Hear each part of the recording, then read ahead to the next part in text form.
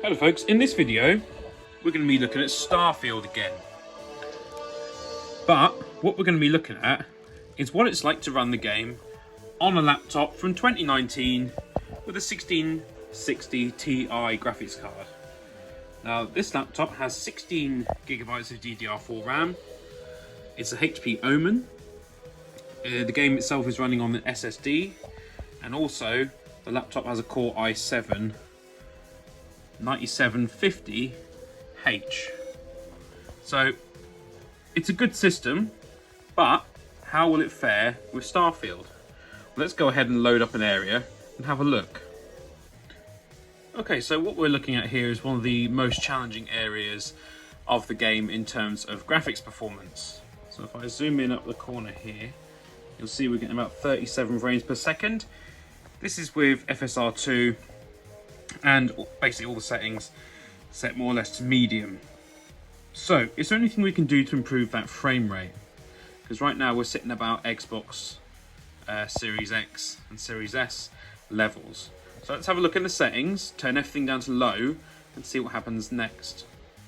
Okay, so with everything set to low, and that includes the resolution scaling, we're looking at 43 FPS. So you're above 30, but it's still not ideal. Really, it'd be better to lock at 30 and have better graphics, because as you can see, there's artifacts, for example, on the plant there, and the textures suffer as well on the ground from having such a low internal render resolution.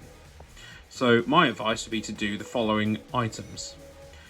See at what point you can get the game to set around 30 FPS. We'll do that now by turning some of the settings onto medium or high and then having a look. Okay, so we're basically sitting at about 36 FPS, 37 FPS. But what I've done is I've turned up the internal rendering resolution of the game to about 79%. And as you can see, that greatly affects the quality of foliage and also texture work.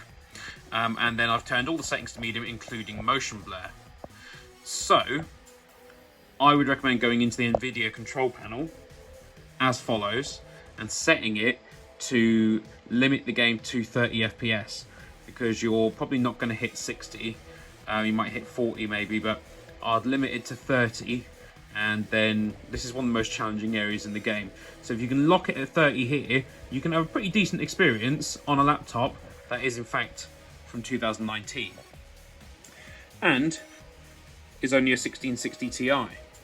So if you have one of these laptops, this can be a good way to play. So what you're going to want to do for this is open up the NVIDIA control panel. If the game isn't already in your customizable programs, you just simply want to go in and add it, and it'll probably be near the top if you've just played it. So after you've added it, leave image scaling alone, because FSR 2.0 takes care of that. And you want to scroll down, and what you want to do is find maximum frame rate.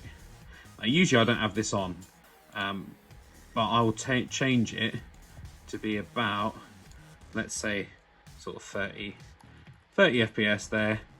Okay, go in, click OK, apply that,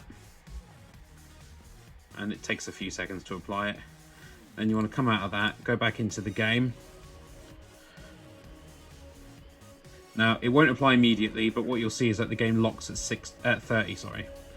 And although this isn't ideal, perhaps the game isn't as well optimized as it should be, but if you lock it to 30, you probably won't have too bad of an experience, in all honesty. So that's what it's kind of like playing Starfield on a 1660 Ti laptop. Now, a lot of people have this graphics card. It was quite a popular graphics card in the Steam survey.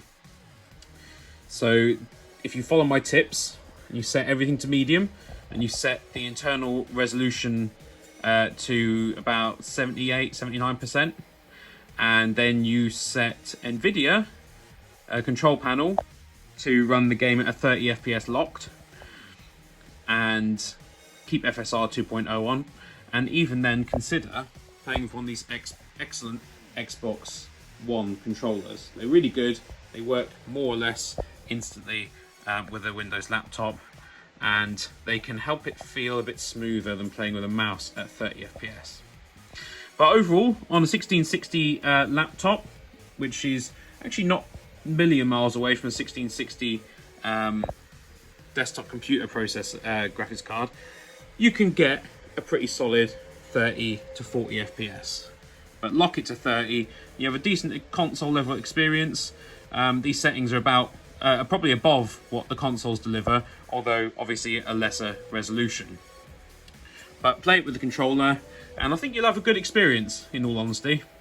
Beware of laptop heat, of course. Use a program such as throttle stop to keep your heat down, and you'll be alright. It is great to still play with the mouse, of course. It does work brilliantly well, but it might feel a bit smoother playing with the controller at this kind of performance level. So I hope you found this video helpful. If you did, please remember to hit that like button, leave me a comment, subscribe, share this video, and check out my Patreon if you really like my content. I've got many other videos like this, including what it's like to live with an RTX 2080 in 2023. Hint, pretty easy, unless you really like ray tracing. So check out my other videos as well, and thank you very much for watching. I hope you have a great day.